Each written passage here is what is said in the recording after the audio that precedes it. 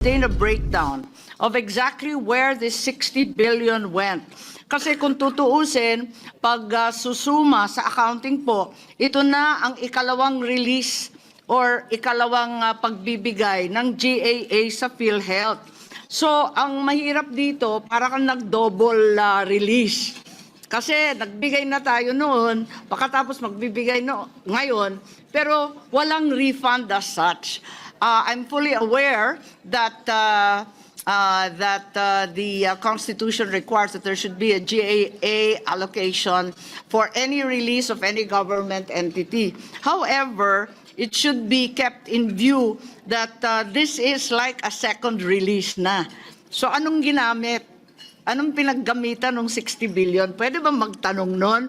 At ang problema nito, parang ikalawang release na to. Pagbabawalan yan kapag accounting firm yan. Isa yon. Ikalawa, there are far-reaching effects for other GOCCs and GFIs. Naiisip ko lang na halimbawa yung fund balance na sinasabi excess funds ng Land Bank at ng DBP were transferred to the Maharlika Fund, jeopardizing and violating perhaps both banks' minimum capital requirements. Kasi napilitan magbigay ulit ng pera dun sa dalawang bangko at baka manganib sila at sa kakulangan. They had to be topped up. So, kapag susundan natin itong Supreme Court Precedent, baka humiyaw lahat ng government corporations na yung pinagkukuha sa kanila na sinasabing profit nila o excess funds or fund balance, dapat isoli sa kanila sa kada GAA. Yun lang po, naisip ko lang at mahirap na. Thank you very much, Senator Amy. To answer the query, I will defer to Senior Vice Chairperson Albert Garcia, who defended the budget of the DOH. Thank you, Madam Chair. Very good points raised by Senator Amy, particularly kung saan nagastos yung 60 billion. I'm sure gusto rin malaman ng ating mga kababayan. So during the budget deliberation and defense of the DOH, tinanong din po namin exactly itong query na ito.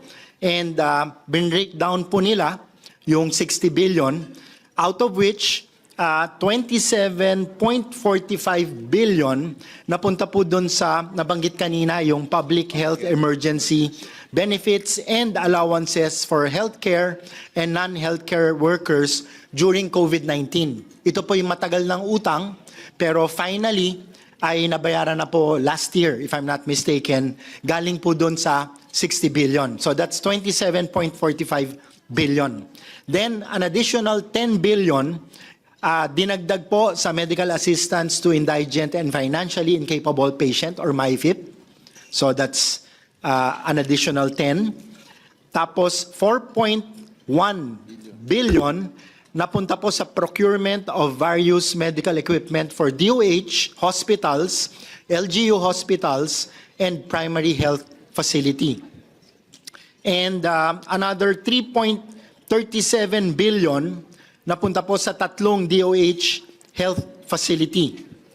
And another 1.69 billion napunta po sa Health Facilities Enhancement Program or HFEP. At 13 billion po, ito yung napunta sa government counterpart for financing para po sa mga foreign assisted projects. So, majority of the 60 billion napunta rin po sa health, except for that 13 billion na nilagay po sa counterpart para sa mga foreign assisted project ng ating gobyerno. Parang yun kaduda-duda. Bakit ginamit yung PhilHealth funds para sa foreign assisted projects na iba-iba naman ang pakay, hindi naman necessarily para lamang sa kalusugan. So, eto ang problema dyan. At isa pa, kailangan sumunod din tayo, tumalima rin tayo dun sa judgment ng ating Korte Suprema na sabihin kung saan na naman gagamitin itong panibagong 60 billion. Siguro, liwanagin ng DOH, sabi ng Korte Suprema, the specific benefit ng ating gobyerno. Parang yun kaduda-duda. Bakit ginamit yung PhilHealth funds para sa foreign assisted projects na iba-iba naman ang pakay, hindi naman necessarily para lamang sa kalusugan. So, eto ang problema dyan. At isa pa, kailangan sumunod din tayo, tumalima rin tayo dun sa judgment ng ating Korte Suprema na sabihin kung saan na naman gagamitin itong panibagong 60 billion. Siguro, liwanagin ng DOH, sabi ng Korte Suprema, the specific benefits and packages to be expanded.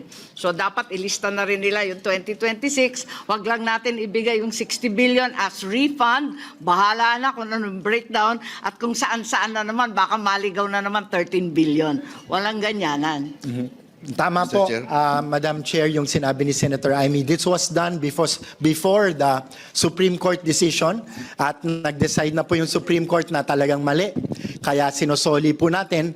And to the other point that was raised by Senator Amy, ganito rin po ang ginawa ng ating chair during the budget deliberation nung DOH na siya mismo nag-question and I had a hard time defending the budget kasi pinressure po niya talaga ng ating chair yung PhilHealth to come up with specific packages nang sa ganon ay agarang maramdaman ng ating mga beneficiary. So tama po kayo and hopefully ay naririnig po ito ng ating liderato ng PhilHealth para maglabas na po ng mga malinaw at expanded na health packages. Salamat po. Madam Chair, Chairman Mr. Chair. Gatchalian, pwede bang i-require yan sa PhilHealth na yung 60 billion, medyo may breakdown konti?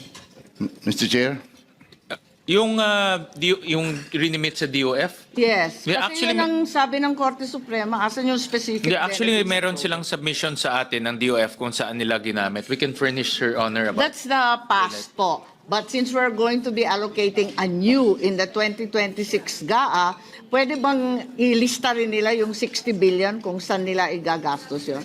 We'll request PhilHealth to give us a breakdown. Yeah. Senwin, if I may. If I may respond, Senator Amy, actually medyo grinil ko po yung PhilHealth with regard to that. Nagkainitan nga po kami at around 12 midnight during the deliberations. I actually asked them to do an actuarial study because they keep on telling us that it's all going to just ensuring that they are operable.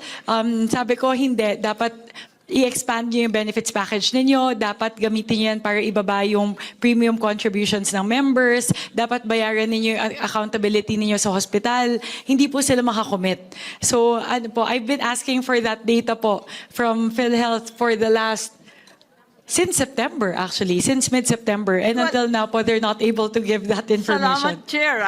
Kung maaari, isama na natin sa budget. Malaki-laki yung 60 billion. Bakit hindi ibiyak yan? Mamaya, mapunta naman sa kung saan-saan government counterpart ng FAPS na hindi natin alam at walang kinalaman sa kalusugan ng ating mga kababayan. Tama, Mr. Hindi naman Chair. tama yun. We'll recognize Senator Pia. Yeah. Merong special provision actually to kung saan paggagamitan yung 60 billion, but we'll allow Senator Pia to elaborate on that and also on the PhilHealth issue. Mr. Chairman, just a very short response on that matter. The health advocates would actually prefer that there are no specifics on how that would be used. That the PhilHealth board would be able to make that determination. We do have a special provision which is still very general in nature. It's a continuous implementation of the zero balance billing, introduction and scale-up of benefit packages for catastrophic and high-cost conditions, expansion of coverage for outpatient and YACAP, and implementation of the DRG. Ito yung DRG yung papalit na sa case rates. So, ganun ka-general naman yung special provisions natin. And to be clear, it says including but not limited to. We just want these provisions, which are already programs of PhilHealth, to be implemented. Anyway. gusto ko lang maliwanagin dahil mabuti na nakikinig yung taong bayan na yung 60 billion ng PhilHealth na yan, this conference will deny exactly where it went yung pera. Hindi po sa Facebook na babasa mo na itong 60 billion ginamit sa flood control. Yan lang po ang gusto kong idagdag na hindi po ito pumunta sa flood control. In fact, 79% of which was used in health facilities and yung mga salaries ng back wages ng mga health workers. Only 21.6% was used doon sa foreign funded project, which the executive will have to explain. Thank you very much. Madam Chair? That was to be clear, what His Honor is referring to is the 60 billion that was removed. Yung binabanggit ko naman is the 60 billion that we are now appropriating. I'm making it very clear that pursuant with the Supreme Court ruling na ibalik sa PhilHealth, nasa PhilHealth yon, and then we put a few guidelines na gastusin ito ng PhilHealth not limited to the following. Yung binanggit ko ng mga zero balance billing, yung papalit sa case rates, yung DRG. Pero tama naman po kayo, yung dati, yun ang hindi natin kagagawan, doon nila ginastos. Madam Chair? Yes, Representative Brian Yamsuan. Tingin ko ang PhilHealth din, kailangan magkaroon sila ng malawakang information drive. Kasi madalas, hindi alam ng mga tao, kahit PhilHealth member, kung ano yung mga pwede nilang makuha ang mga benepisyo. Minsan hindi nasasabi sa ating taong bayan. Gaya nung yakap, 20,000 worth of free medicines for PhilHealth member. Pero walang nakakaalam. Pag binabanggit, kunyari kami, bilang mga representante ng distrito, babanggitin namin sa aming mga constituents, doon lang nila malalaman. Pero yung PhilHealth itself, wala silang conscious effort to promote and to say all the programs that are available for PhilHealth members. And I think yun ang kailangan nating i-push din sa kanila to have that honest-to-goodness information drive that people will really know kung ano yung mga benepisyo na talagang makukuha nila sa kanilang ahensya. Mr. Chair, let me add to Senator that. Erwin, yeah. Yeah, the problem with PhilHealth, Mr. Chair, with all these benefits, they do not have this information drive. Hindi po nakakarating sa mga kababayan natin, ika nga, dahil kulang po sila. I don't know why. We have been proposing that since I was still in Congress last year, talking to the different PhilHealth chairmen, pero hindi po nila ginagawa. So that is the problem. Hindi ho, alam ng mga kababayan, kagaya yung mga i-consulta na yan, at saka yung mga hospitals, kung ano yung mga pwede silang pumunta roon, but they don't know. Kailangan pa tama naman na, Mr. Chair, si Congressman Yamsuan, kailangan pa sabihin kung saan sila pupunta. Dapat trabaho po ng PhilHealth. Their problem is they don't have this information dissemination, a proper information dissemination, Mr. Chair. All right, thank you. Thank you for those comments. So we move to the next. So, Mr. Chairman, can yes. I now take the floor? Because I was just responding. All right, I okay. want- yeah, Yes, thank we you. exercise Senator Pia. Thank you. I just wanted to take this opportunity because Senator Amy already mentioned that 60 billion. So I will just take this opportunity to once again, and to my colleagues who have heard me speak about this so many times, you can take a break, you can take a bathroom break, you can tune out, you can use your cell phone. Because I am saying this for the 100th time for the sake of the public. Kasi I think all of our colleagues here have the same position. This is about the sin tax collection. So by law, under the sin tax law, there is a mandate that the collection be earmarked for PhilHealth. Ang ibig po sabihin nun, mga kababayan, earmark, unlike karamihan ng revenue ng gobyerno, walang earmarking yun, pupunta lang yun sa treasury. So lahat ng nakukuhang revenue treasury. Pero itong revenue na nanggagaling sa sin tax, yan po ay earmarked. Ang ibig sabihin nun, nakaisang tabi yun in a separate fund, merong specific na paggagamitan. Ang paggagamitan nun is PhilHealth. So, in 2023, I'll just go back, kasi we passed the law in 2022, it became effective by way of the sin tax collection in 2023. In our General Appropriation Act, itong budget na pinapasa natin in 2023, 79 billion yung na-appropriate sa sin tax. and it is lacking of it is lacking by 4.9 billion because the total sin tax earmark in 2023 was 83.90 billion. Kulang ng 4.9. Nasaan? Hindi ko alam. Nalunod, na flood control, hindi ko alam. 2023 po yun. In 2024, the sin tax earmarked amount was 79 billion. What was in the NEP was 80.28, so nadagdagan pa ng konti. And what was in the General Appropriations Act was 40.28 na bawasan. So ang deficit is 38.73 billion. I repeat, this is earmarked. There is no basis in law for this amount to be used anywhere else, even if it is for a legitimate purpose. Walang naka-earmark na sin tax para sa ibang purpose. Ito po ay dapat nasa PhilHealth. Kulang ng 38.73 billion in 2024. In 2025, the sin tax earmarked amount was 69.81 billion. Ang nasa NEP is 53.13 billion. Ang nasa GAA is 0. So ang kulang is the whole amount, 69.81 billion. Nawawala, nasaan? Nasaan? So yung mga tanong natin, makasamahan natin, Senator Amy, na 60B, yung dun pa lang sa tinanggal, pero before that, 4.9, 38.73, 69.81, where is it? It is earmarked for PhilHealth. So, in the earlier discussion where pinag-uusapan ng MAIP, ang dami nating pambayad. We would not have to have this discussion because the funding is available by law. So, I move on. In 2026, which is ngayon, ang earmark is 69.78 billion. Magkano ang nasa NEP?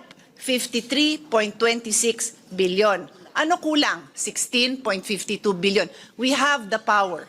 Ladies and gentlemen, tayo dito. Wag na natin gayahin yung 2023, 2024, and 2025 GAA. We have the power to reinstate the 16.52 billion. In the past 4 years, let's do the right thing for this 1 year. And this will address the very same questions that you were all raising earlier on the lack of funding for medical assistance. Okay? So I rest my case kasi clear yan. Ang total niyan is 129.96 billion for the past 4 years. 129.96. I'm not done. Also earmark, kaya magkape ka pa, Chairman. Also earmarked are revenues from PCSO and PAGCOR. Iba naman yung batas na to, pero it is also earmarked. Uulitin ko, very clear na tatanggalin yung pondo na revenue ng PCSO and PAGCOR, isang tabi para sa PhilHealth. Ang nakalagay lang, kasi ibang batas to, nakalagay doon subject, and I am paraphrasing, but basically it reads something like subject to the usual accounting, budgeting, and auditing principles. O yun daw. O nasan? Wala. Zero. Ibig sabihin sa apat na since 2019 pa ang PCSO. 2019, 2020, 2021, 2022, 2023, 2024, 7 freaking years. Walang pumasa sa auditing ni Piso. That amount, dear colleagues, is 106.95 billion. Earmarked. Where is that? Where is it? It's floating with the flood control projects. Now, what year was that? 2022, yung 2 years na nasa GAA. There were 2 years, I think it was 2022 and 2023, basta, there were 2 years, wow, nakapasok sa GAA yung earmark ng PCSO and PAGCOR. So pinasa natin. Guess what? Never na-release. That amount was 21.17 in 2024 and 21.17 in 2023. Never released, but it was in the GAA. So, dear colleagues, that is our situation, and I will now wrap it up. That total amount plus the diverted funds, so 129 billion is the sin tax collection that was never, the sin tax deficit. 106.95 is the earmark for PCSO and PAGCOR for 2019 to 2025. And then the diverted funds of 60 billion, if you add that all up, it's 296.91 billion, almost 1/3 of a trillion. But of course, we will now reduce 60B because for all intents and purposes, we have all agreed that yung 60B ibabalik. So 236.91 billion ang kulang, Mr. President. So, lahat ng diskusyon natin, kulang ang Medical Assistance Fund, yung ZBB na nagugulat yung mga tao, yung ating kayo po, mga colleagues natin who are very active on the ground. Ang dami siguro mga mayor nyo, mga barangay captain nyo na nagtanong, bakit yung LGU hospital ninyo, walang ZBB, bakit may balancing hinihingi sa kanila? And it was only later na ipapaliwanag ng DOH sa atin na it is only DOH hospitals, if you recall that explanation. But with this kind of funding, we can do more. What we did was we put 1 billion for DOH to give LGUs. But you know that that won't go that far. But with 236 billion, that will go far. That will reach the far areas of your barangays. Congressman Pipito, di ba? Sa'yo din, Congressman Abet, sa ating lahat. So, that is where we are. I rest my case, but I will also point out that PhilHealth also by law is supposed to subsidize the contributions for the indirect contributors. Ito po yung mga hindi nakakabayad like certain solo parents, PWDs. So walang nabigay na pondo dyan. And magagamit na talaga tong earmarked amounts specifically for this purpose. So, what is my appeal? Why not the whole amount? O sabihin yung sobrang laki, then in the Senate has been discussing possibility of a 3-year plan. Maybe the chairman can expound on that. But for me, let's do the right thing this year. The 16.52 billion should be included so that for the first time, masabi naman na in this Congress, we upheld the law that we ourselves passed, the sin tax law. So 16.52 billion yung kulang po this year. Yun lang po, Mr. Chairman. Thank you very much to everyone for your patience. I know all of my colleagues here, they have participated in our discussions on this. So kasama na sila dyan, seconding, thirding the motion on this. Thank you. Mr. Chair, yes, short lang. Mr. Chair, can I be recognized? Yes, Senator Lauren. Thank you, Senator Pia, for putting that on record. Yes, we discussed that in plenary, and I was hoping that at least a 16B would be completed and we could find it in the BICAM. Unfortunately, it looks like it cannot be completed because it should have been in the NEP. Diba? It should have been in the NEP. But what the NEP of 2027 can do is to include the whole 129.96B. I hope, and we're serving notice to the executive to put that in the president's budget of 2027 so that yung kulang sa NEP as discussed by Senator Cayetano would be complete. So thank you for putting that on record. I'm sure our colleagues in the House agree. And kung ganyang karami ang pondo ng PhilHealth, hindi na kailangan mag-beg ang mga ma-IFIP o pagpasok sa ospital at yung 10% na tinatawag na indirect members or the invisible sector, lahat na ng facilities sana libre na lang. Hindi na kailangan pipila pa sa guarantee letter. Yun naman ang gusto natin lahat mangyari, di ba? Oo. So, Mr. Chairman, that's it. Madam Chair, Mr. Chairman, I agree with Senator Cayetano. This is law. And law, under the rule of law regime, we should follow the law. So first, but what has happened before, because of fiscal space, may be difficult. But what you would like to agree to and propose is what Senator Cayetano is saying, that at least for this year, we do it right. And how much is that again? We add 16.52 billion. 16.52. And I therefore so move that we will do it right this time following the earmark amounts which can never be given to other purposes but should always be to PhilHealth. And so therefore, that is what we would like to do, Mr. Chairman, to make the right thing at this moment. Now, for 2027, let us see, we have fiscal space for 126 back amounts of the amounts earmarked by law, not given to PhilHealth. But this year, I think we should do this, Senator Pia, is urging us to do what is right. I support the good senator. Thank you. Thank you. Thank you for that very important discussion. So we move to the Department of Health. These are the budgetary support to government corporations. Thank you very much, Sen Win. On the part of the House, under the Long Center of the Philippines, we move to retain, the HGAB version retains the NEP levels at 918.8 million. For the National Kidney and Transplant Institute, the HGAB reflects the same amount as the NEP at 1.51. For the Philippine Children's Medical Center, the House proposes to increase it by 150 million pesos, thereby increasing the amount to 1.8 billion pesos. And for the Philippine Heart Center, the HGAB reflects the same amount as the NEP at 2.42 billion. And for the Philippine Institute of Traditional Alternative Healthcare, the HGAB reflects the same amount as the NEP at 174 million pesos. Thank you,